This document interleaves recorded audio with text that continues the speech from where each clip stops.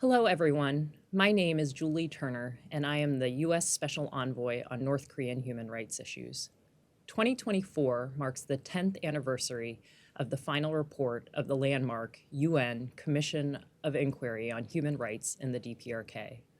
The COI report provided clear and unequivocal evidence of the brutal reality of the DPRK government's human rights violations and abuses.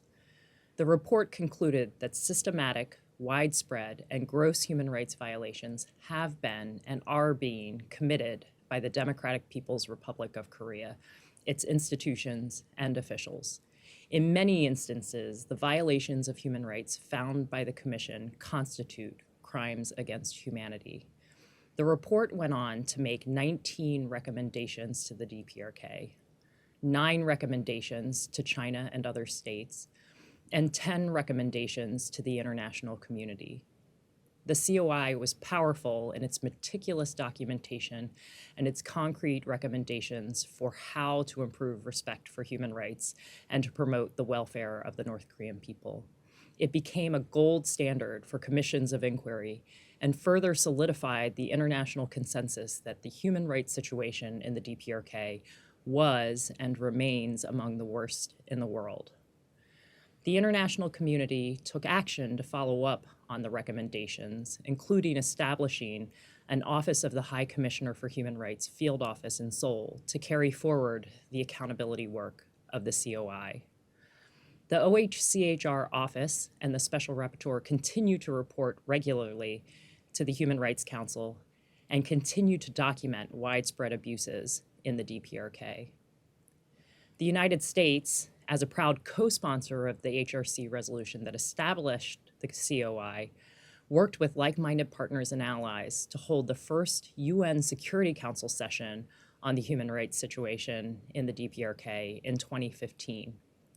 While there was a brief pause in those annual sessions, the UN Security Council resumed open briefings on human rights in the DPRK in August of 2023, and we hope to carry that effort forward again this year, making clear the inextricable link between security and human rights.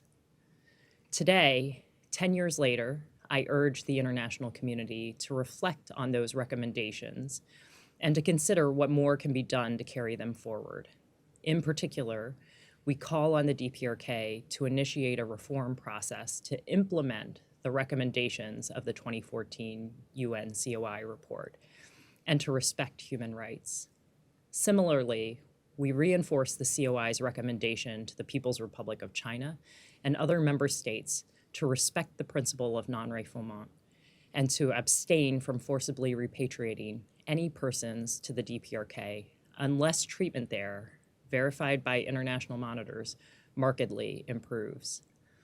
The DPRK will undergo its universal periodic review this year, which offers an additional opportunity for the international community to make concrete recommendations to improve respect for human rights.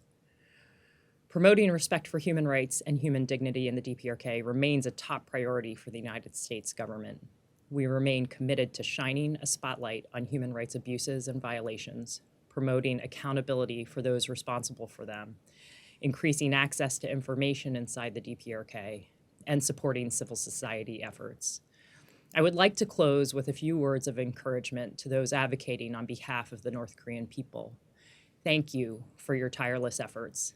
Thank you for continuing to speak out on behalf of the millions of North Koreans who are denied the right to speak out on their own behalf. To the North Korean people, we see you, and we will continue to advocate for improved conditions and for your rights to be respected. Thank you very much.